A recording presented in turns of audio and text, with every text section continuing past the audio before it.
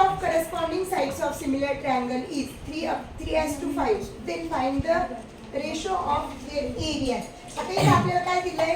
Ratio of corresponding side दिलेला आहे, बरोबर? काय दिले आपल्याला? गिवन मध्ये काय सांगितलंय बघा? Ratio of corresponding sides. किती आहे करस्पॉन्डिंग साइडचा रेशो? 3:5. आणि आपल्याला काय काढायचंय? Find the ratio of their areas. एरियाचा रेशो काढायचा. मग area of first triangle divides by area of second triangle is equal to side square upon side square. जेव्हा फक्त साइड दिलेले असतात तेव्हा एरिया ऑफ ट्रायंगलचा हा फॉर्म्युला असतो. साइड स्क्वेअर अपॉन रेशो साठी side square upon side square. मग area of first triangle साइडचा रेशो दिलेला आहे 3 चा स्क्वेअर डिवाइड्स बाय 5 चा स्क्वेअर. 3 चा स्क्वेअर 9 आणि 5 चा स्क्वेअर 25.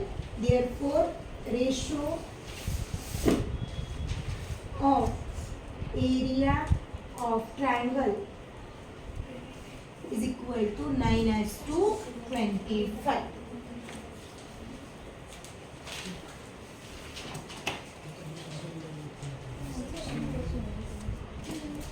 सेकंड क्वेश्चन मध्ये बघा तुम्हाला ऍक्टिव्हिटी दिलेली आहे. AB has to PQ चा रेशो किती दिलाय? 2:3.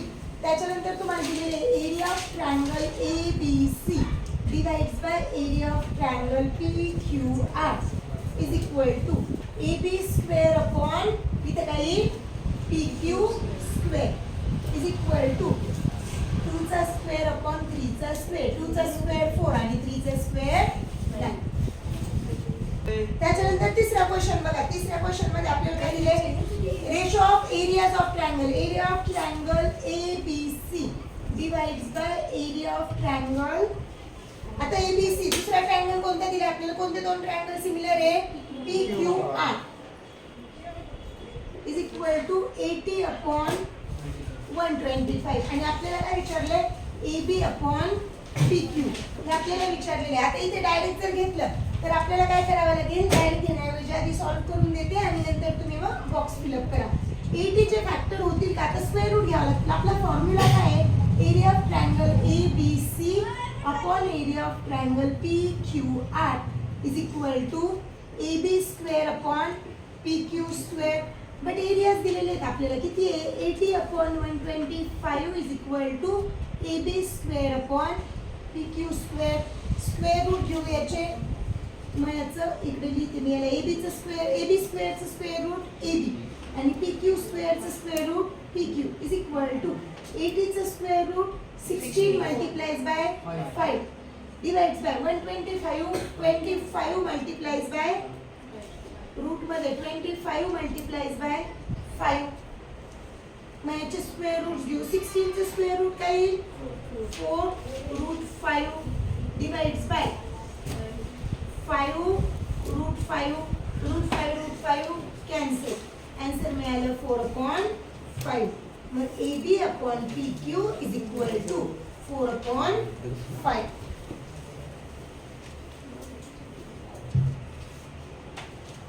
फोर्थ क्वेश्चन मध्ये बघा आपल्याला काय काय दिलेलं आहे?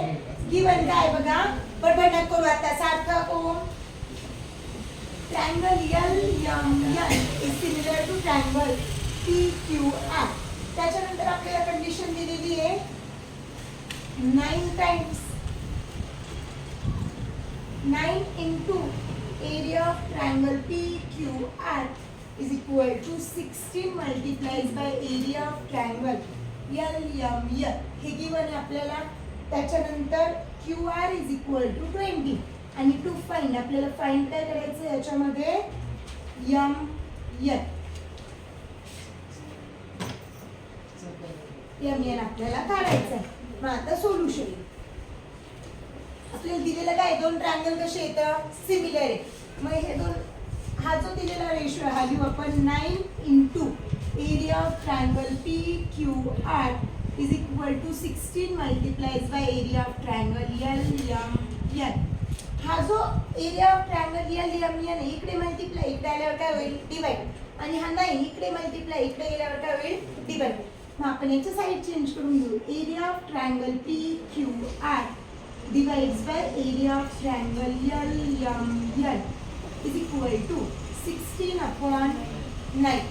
मग आता क्यू आर आपल्याला दिलेली आहे, आपल्याला काय काढायला विचारलंय एम एन. क्यू आर दिलेली एम एन.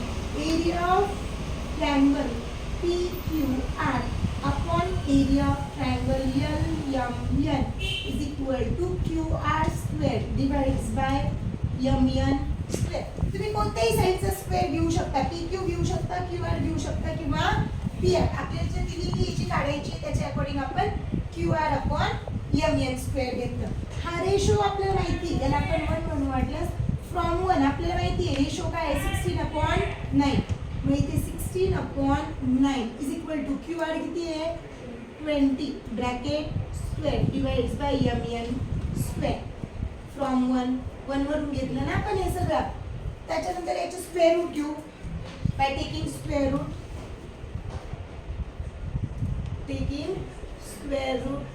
स्क्वेअर रूट घेतल्यावर 16चं स्क्वेअर रूट 4, 9चं स्क्वेअर रूट 3, 20 स्क्वेअरचं स्क्वेअर रूट 20 आणि एम एन स्क्वेअरचं square root M N. Cross multiply करा. 4 multiplies by M N is equal to 20 multiplies by 3. M N is equal to 20 multiplies by 3 divides by 4. 4 1 जा 4 5 जा 20. M N is equal to 5 multiplies by 3. M N is equal to 15 unit. मिळाली M एनची value.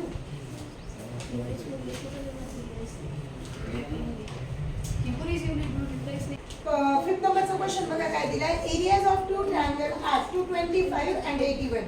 If the side of smaller triangle is 22 cm, then find the corresponding sides of bigger triangle. मग आता दोन triangle consider करावे लागतील आपल्याला इथे आधी. कन्सिडर की म्हणले area of big triangle is equal to 225 square centimetre. त्याच्यानंतर आपल्याला गिवन आहे area of smaller triangle is equal to 81 square centimetre. हे दोन एरियाज दिलेले आहेत आपल्याला. त्याच्यानंतर आपल्याला दिलंय side of smaller triangle.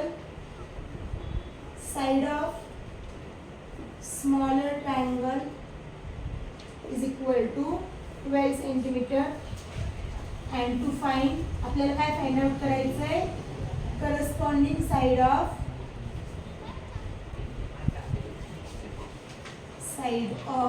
Bigger triangle.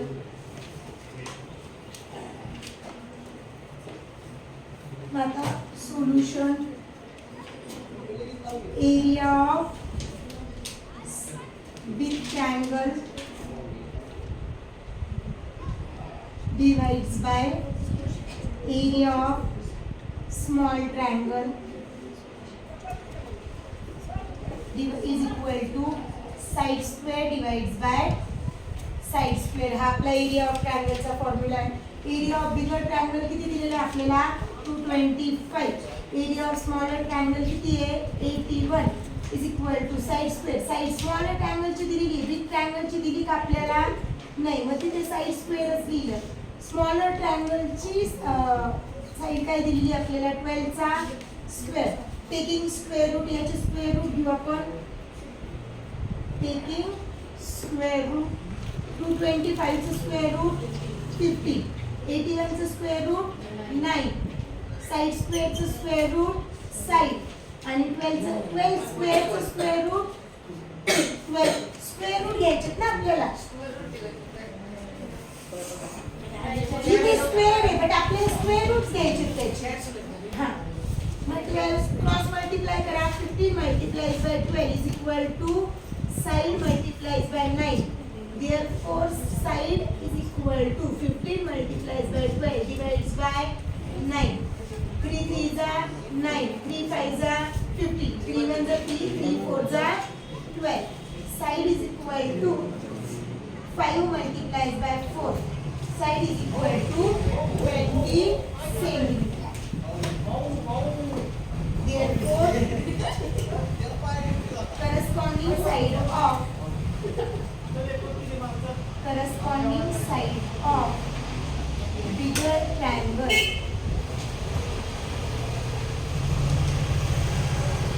is 20 centimeter.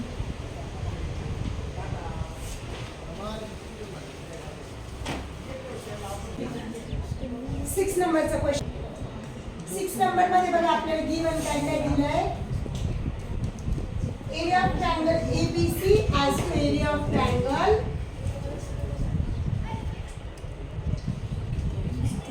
DEF is equal to 1:2.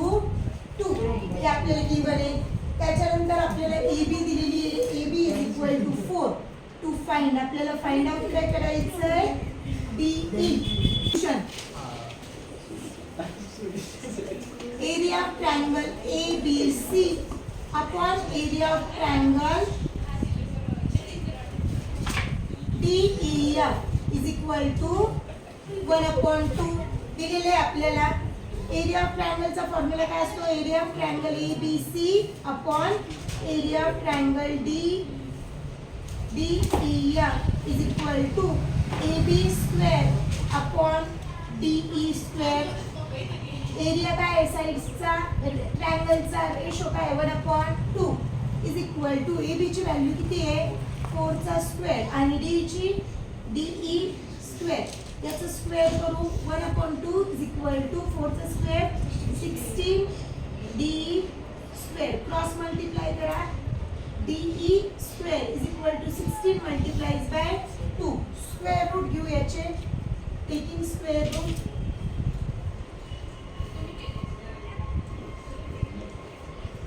root DE square is equal to root 16 multiplied by 2. DE is equal to 4 root 2 unit. मिळाली DE ची.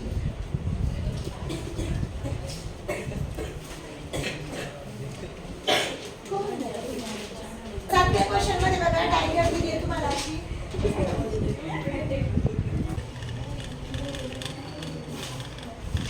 आता क्वेश्चन मध्ये बघा तुम्हाला दिलंय काय काय ते बघा. आधी इथे काय सांगितले तुम्हाला क्वेश्चन मध्ये PQ is parallel to D.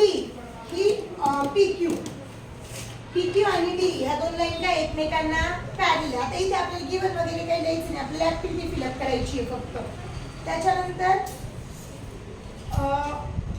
Area of triangle PQF is equal to दिलेलं आहे आपल्याला 20 युनिट. त्याच्यानंतर PF इज इक्वल टू दिलाय 2 टाइम्स DP आणि DP कन्सिडर केला. इथे पुढे दिलेलं आहे आपल्याला DP is equal to X. Therefore PF is equal to 2X. हे सगळं तुम्हाला गिवन आहे. त्याच्यानंतर DF is equal to DP plus. आता इकडे बघा DF